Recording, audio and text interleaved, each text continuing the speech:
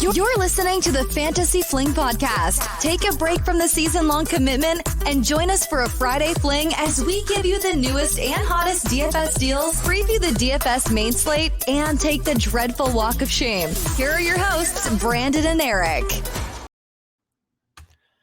Welcome back to the Fantasy Fling DFS podcast. We're back for another season. Excited to be back. Sorry we missed last week, but we're back for another year. And again, we're previewing the DFS main slate as we do each and every week, except for last week, of course. Apologies for that. I'm busy. I actually joined DFS Army this year as a content creator. So, doing some content for them, Millie Maker Review, MME strategy, also focusing on Yahoo DFS. So if Yahoo DFS is something that you wanted to play, I know we polled some of our listeners last year, and they said there was some interest in that. I will be covering that over for DFS Army. So go to their YouTube channel, subscribe, also dfsarmy.com.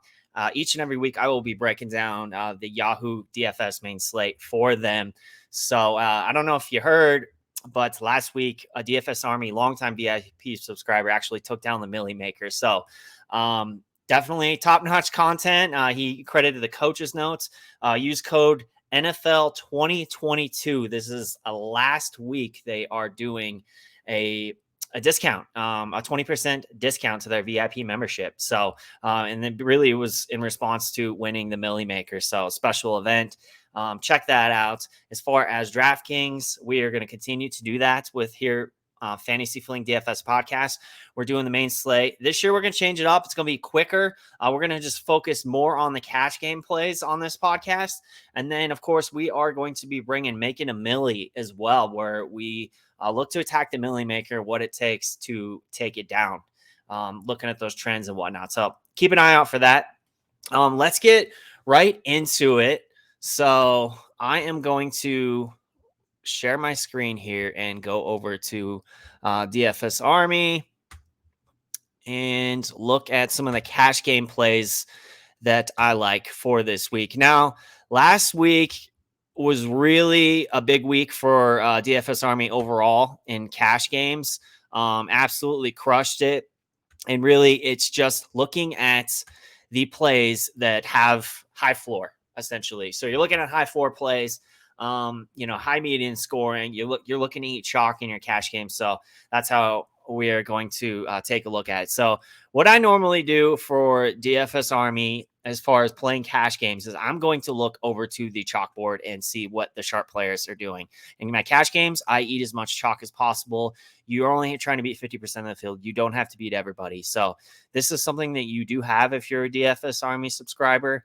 You have the ability to look at each and every week. So this is kind of where you want to go. You look at the running backs. We got Barkley, Javonte, Henderson. You piece together your lineup looking at the chalk because these are, most of these guys, they're going to see a lot of volume. And you also have a safety net with the chalk with most of the field playing them because you only need to beat 50% of the field in your cash game. So these are some of the quarterbacks: Carr, Stafford, top wide receiver on the play, Devontae Adams, Cooper Kupp, guys like this. So one of the easiest ways to really jump into this is I go over to dfsarmy.com and then I go to the domination station. So this is the optimizer. I'm going to sort by projections. I'm going to sort by ownership. I'm going to sort by fantasy points per dollar. And really you also get the overview of the Vegas totals, the highest ones on the slate. So these are games you're looking to target because more times than not, they are going to be the highest scoring game. So you want the most players specifically in your cash game. So Kansas, this is a night game, Kansas City. I'm in Arizona. This isn't correct. We are not doing the back test. Sorry about that. I had it set for back test, which I will actually get into the purpose for that on making a Millie when I do that next. But right now we're looking at the week 2 main slate. So from a cash game perspective, you are trying to hit between really about 140 to 150 points to cash. Some weeks it could be a lot higher, like when the chalk smashes, like it did last week. But typically that's your target. So looking at these top games to get us there. We have Vegas and Arizona, 51.5. Applied team total for Vegas, 28.5. That is the highest game on the slate. A couple of the higher games as well, Washington and Detroit, with Detroit having a 25-point applied team total. We got Denver reeling off that loss back at home against Houston, 45.5. Denver has a 27.75 team total. This has actually gone up a little bit. So right there with the top ones, as well as Los Angeles Rams and Atlanta Falcons. So that's 46.5. Los Angeles, 28 point applied in team total. So as far as the quarterbacks, cash game, viable plays, I was really all about Trey Lance, but there just seems to be more and more coming out about him, and it just kind of has me worried. After a loss, he's in the strip club, and if you're blowing off steam, however you do it, that's fine. I don't really care. But when you got a rookie quarterback, he didn't look very good in his first game, and he spotted on video at the strip club throwing dollars on strippers. I'm not sure that I want that for my cash game quarterback. Just a little bit of some concerns there. So that said, there's a couple guys that I'm really looking at low. Now, Lamar Jackson, if you look at projections, you look at ownership, Lamar Jackson's coming in as one of the top guys. He's definitely the highest projected on the slate, but he has a $7,400 price tag. So I'm looking for more of a pay down option for cash this week. I was looking at Lance, but I do think there's some value opening up on the slate that I can get up to a Matthew Stafford. I can get up to a Derek Carr. I'm looking at both these guys, and from fantasy points per dollars perspective, we got Carr 3.53 and Stafford 3.32. You do worry a little bit with Stafford, that being such a mismatch, and them having a 10-point spread that maybe they just run the ball over and Stafford doesn't really get there. You could see Las Vegas and Arizona being more of a back and forth affair. So I might play Carr and cash this week. That's probably where I'm headed. And that'll give me a little more cash. So I'll show you some pay up options that I really like as we get there. As far as the running backs, now I typically in my cash games, I play 3 running backs. That's just how I'm going to do it. Cause I'm paying for floor, and I'm trying to target guys that are going to get a lot of opportunities. They're going to get a lot of volume, whether that's through attempts, but also, receptions as well. So Saquon Barkley is still underpriced on DraftKings. He is projected as the highest owned back, and for good reason. He looked very explosive last week. He got tons of volume. So I really like Saquon this week to continue against Carolina. And really because he isn't as priced as high as Christian McCaffrey and as Jonathan Taylor. He's, he should be in the AK, but he's still 7,300. I believe he was like 5,400 last week on DraftKings. So, his price is rising. Play him while you can, especially at this price, because another great week and he's going to be over 8,000. So I like Saquon this week in a great matchup.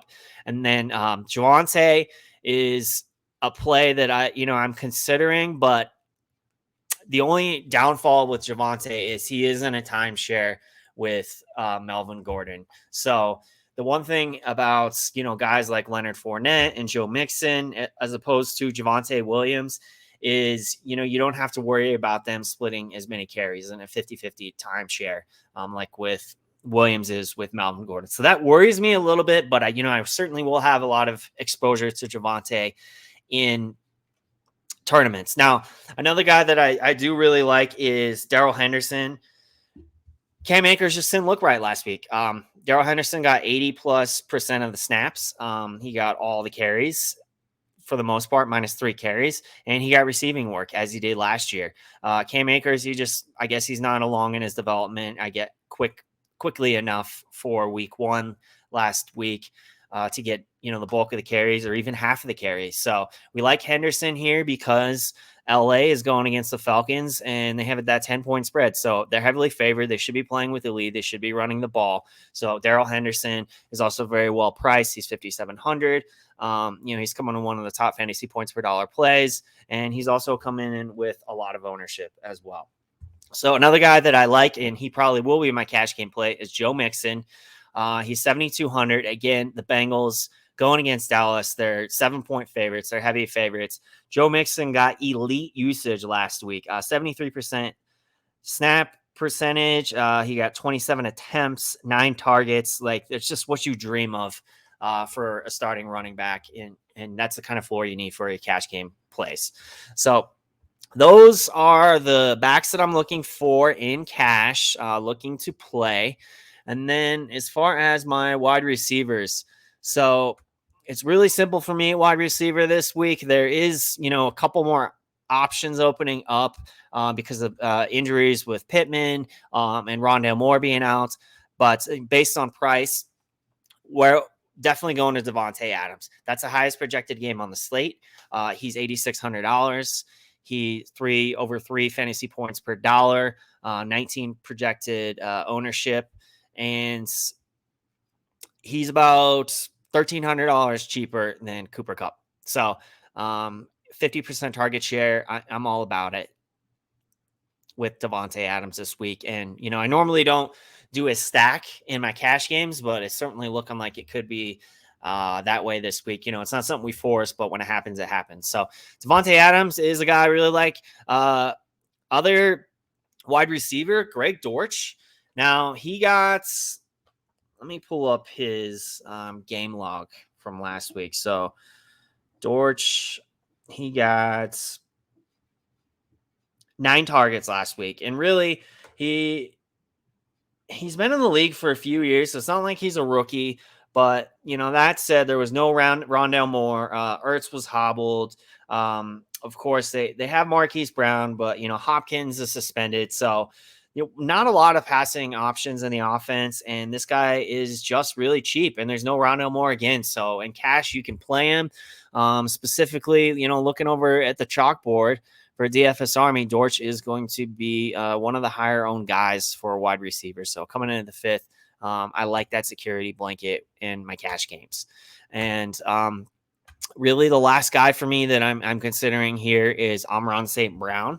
And really the reason being is he continues to get a lot of targets, which especially over on DraftKings, we really like that. So, he got 12 targets last week. He played 88% of the snaps. He's still the wide receiver 1 in that offense. That is the second highest projected game on the slate. Looking back at the Vegas game totals, we got Washington and Detroit. So 48.5 points. So I really like that. As far as the tight ends, there's quite a bit of value on the slate. So when you go to a fantasy points per dollar, a couple guys that are standing out, Juwan Johnson. He got quite a few targets last week. Look, he's not really good, but it's tight end. We can do a punt with tight ends. That is something, especially in cash games, that we do often. And, I cashed 13 out of 17 weeks last year in cash games. So doing the pay down at tight end, doing the pay down at defense, you're going to want to pay up for wide receiver, pay up for running back. And then the 3 positions that we generally pay down: quarterback, tight end, and defense. So Juwan Johnson got 5 targets last week. He's stone cold minimum. He's 2,500. Last week he only scored 5 points, but it's whatever with the tight end. 2x, we will take that. If he can get 2x, if he can get 3x, awesome. Alberto, let's just say Alberto. There's some consideration to play him. He's quite cheap. There are some cheap options. So Alberto, 3,700. Logan Thomas this week at 3,400. He was another guy I was looking at, certainly with, just some guys being out this week. Like Kelsey was on the Thursday night game. He's not going to be playable, obviously, on the main slate. So Zach Ertz is a guy that if he plays, you can certainly play him this week, because he already got a touchdown and a 2-point conversion last week, and he was hobbled, and that there needs to be someone to throw to. They traded for Ertz. When he's healthy, he's certainly a top 10 tight end. So he's in play at 4,500. Probably where I'm likely going is Alberto or Juwan Johnson. Freiermuth got 10 targets last week. I'm not opposed to playing him. 4,400, pretty decently priced. So you can go there as well. And then defense, As far as my cash game play, I am keeping it very simple. The Bengals going against Cooper Rush. So they're pretty big favorites, 7-point favorites. They're only $2,200. They are vastly underpriced. They look to be the chalk at defense this week. So that is where I will be going. I will be all about it. So let's go over to DraftKings real quick. And one thing I want to show you as far as let's look at past contests for last week. So typically what my strategy is in my cash games. So we're going to do last 7 days.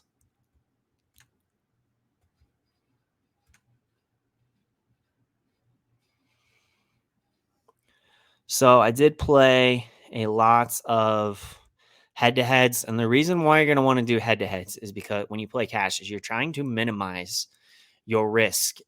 Even if you have a bad week, when you play head-to-heads, you can go against people who had a worse week than you. So that's one thing I like about playing cash games specifically, because again, you're minimizing that risk. And also, if you have a great week, you can really do well. You can win 40 out of 50 head-to-heads and whatnot. So that's a strategy I like doing as opposed to just playing the 50-50s. Because if you had a bad week in 50-50s and that's all you play, it's a complete loss. So let's look. So this was my cash line. This is basically what I played as far as my lineup last week. And again, I'm playing for floor. So I had Jalen Hurts as my quarterback. I won this game against someone who had a pretty good week, 168 points, but I scored 182. So Jalen Hurts, I went with Saquon Barkley. He was vastly underpriced last week. He was actually 6,100. Christian McCaffrey, 8,500. Justin Jefferson, Michael Pittman, Jahan Dotson, Zach Ertz, Eli Mitchell, and the Raiders DST. So even though the Raiders DST was 0 points, Eli Mitchell was 4 points. It didn't matter because I played the chalk. I played the best plays over at DFS Army from a projection standpoint, from an ownership standpoint. So when you got guys like Barkley, Hurts, Jefferson, Pittman, and Dotson that absolutely smash, you can have a few duds in your lineup. And that's exactly what happened last week. Now, started the season off cashed 13 out of 17 weeks last year that I played cash games. And we're going to look to continue keeping this going. So let's go to the lobby and we're going to build a cash lineup real quick. And then we're going to get out of here and we're going to do making a milli. So let's do the double up, giant double up, single entry. Let's see how many people are in this. 17.2. Done.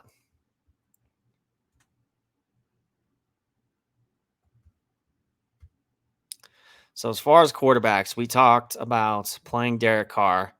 That's probably where we will go. I like Barkley. I like Henderson. Let's play some Mixon. Now, another thing I'll do is I will play a player who is high priced and projected as chalky in my flex because I have the option of utilizing the late swap if I'm losing or in early games, for example, and I have someone in my flex who is in the afternoon games and they're chalky. Oftentimes, that is how you will leverage the field. So I can go to a player who's going to be less owned who will help me get up the leaderboards, because if I'm already losing and I'm playing a chalky player in the afternoon games, things can go very badly because, pretty much just going to play chalk in my cash games. So, also utilize that in tournaments too, but it's really a way to hit that minimum cash line, especially in your cash games. So as I mentioned, Devontae Adams, Amon St. Brown.